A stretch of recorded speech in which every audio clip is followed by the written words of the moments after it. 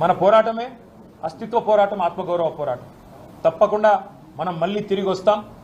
అది కాంగ్రెస్ వాళ్ళకు తెలుసు, మీకు తెలుసు, మాకు తెలుసు. 4 ఏళ్లలో మళ్ళీ కేసీఆర్ గారి నాయకత్వంలో తిరిగి తెలంగాణలో ప్రభుత్వం కూడా మనది ఏర్పడుతుంది. ఏర్పడ్డ తర్వాత వెంటనే తప్పకుండా రాజీవ్ గాంధీ గారి విగ్రహాన్ని అక్కడి నుంచి సకల మర్యాదలతో తొలగిస్తాం. అక్కడి నుంచి వారు కాంగ్రెస్ వారు ఎక్కడికి కోరుకుంటే అక్కడికి తరలిస్తాం. అక్కడ మాత్రం ఖచ్చితంగా తెలంగాణ తల్లి విగ్రహాన్ని పెడతాం. ఇవాళ కాంగ్రెస్ చేసిన ఈ దుందుడుకు, దుర్మార్గ కుసంస్కార పనికి నిరసనగా తప్పకుండా రేపటి రోజున అంతర్జాతీయ విమానాశ్రయం పేరు కూడా మారుస్తాం. ఒక తెలంగాణ ప్రముఖుడి పేరే పెడతాం. ఎందుకంటే ఇవాళ భారతదేశంలో ఏ నగరానికి పోయినా అక్కడి వాళ్ళ ప్రముఖుల పేర్లు ఉంటాయి. మీరు బొంబాయికి పోతే ఛత్రపతి శివాజీ, అదేవిధంగా బెంగళూరుకి పోతే కెంపెగౌడ పేరు, ఇట్లా ఎక్కడ పోతే అక్కడి ప్రముఖుల పేర్లు ఉంటాయి. కేవలం హైదరాబాద్లో మాత్రమే ఇవాళ రాజీవ్ గాంధీ గారి పేరు. ఇన్ని రోజులు సంస్కారవంతంగా భరించినాం, ఇక భరించే ఓపిక లేదు. ఈ కాంగ్రెస్ చేస్తున్న చిల్లర ప్రయత్నాలు, చిల్లర పనులు ఏవైతే ఉన్నాయో దీనికి ధీటుగా 4 ఏళ్ల తర్వాత సమాధానం చెప్తాము. ఇప్పుడు కూడా తెలంగాణ ప్రజల తరపున, తెలంగాణలోని అసూలు బాసిన అమరుల తరపున నేను కాంగ్రెస్ ప్రభుత్వాన్ని డిమాండ్ చేస్తా ఉన్నా. ఇప్పటికైనా బుద్ధి తెచ్చుకొని ఆ విగ్రహాన్ని అక్కడి నుంచి తరలించండి. కావాల్సిన విగ్రహాలు ఉన్నాయి. సోమాజిగూడలో రాజీవ్ గాంధీ సర్కిల్ అని పెట్టుకున్నారు మీరు, మేము మార్చలేదు.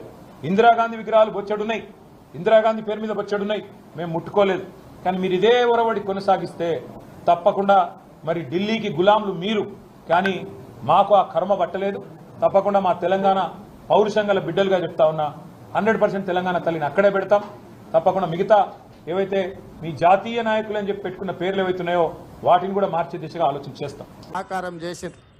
అంత గొప్ప స్ఫూర్తి ప్రదాత అయిన తెలంగాణ రాష్ట్రాన్ని ఇచ్చిన శ్రీమతి సోనియా గాంధీ గారికి భర్త, శ్రీమతి ఇందిరాగాంధీ గారికి పుత్రుడు, పండిత్ జవహర్లాల్ నెహ్రూ గారి మనమడు, ఈ దేశ ప్రధానమంత్రి రాజీవ్ గాంధీ గారి విగ్రహాన్ని సచివాలయం ముందు పెడితే కొంతమంది సన్నాసుల విగ్రహాన్ని తొలగిస్తామని ఈరోజు మాట్లాడుతున్నారు.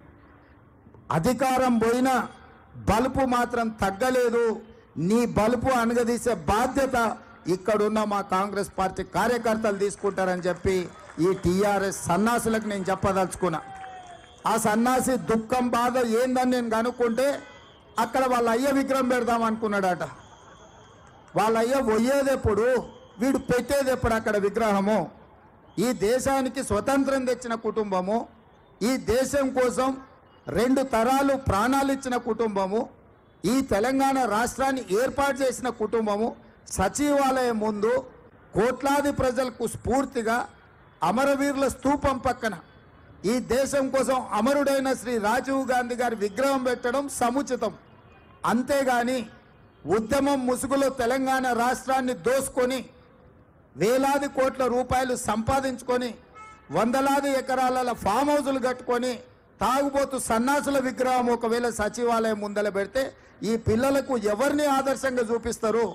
పొద్దున్నేస్తే రాత్రి వరకు తాగి ఫామ్ హౌస్లో పొర్లాడే కేసీఆర్ విగ్రహం ఉండాలన్నా అక్కడ సచివాలయం ముందల? లేకపోతే దేశం కోసం ప్రాణత్యాగం చేసిన రాజీవ్ గాంధీ విగ్రహం ఉండాలన్నా? తెలంగాణ సమాజం ఆలోచన చేయాలి. నిన్నటికి నిన్న సన్నాసి రాజీవ్ గాంధీ విగ్రహం తొలగిస్తే మేము అధికారులకు వస్తే అని అంటున్నాం. నేను ఒక్క మాట చెప్పదలుచుకున్నా. ఇక నాకు మంచి మాటలు రావు కానీ ఒక్క మాట అయితే చెప్పదలుచుకున్నా. ఎవడైనా శాతనైతే వచ్చి రాజీవ్ గాంధీ విగ్రహం మీద చేయి పెట్టండి బిడ్డ, చెప్పు దిగకపోతే చూస్తా నేను.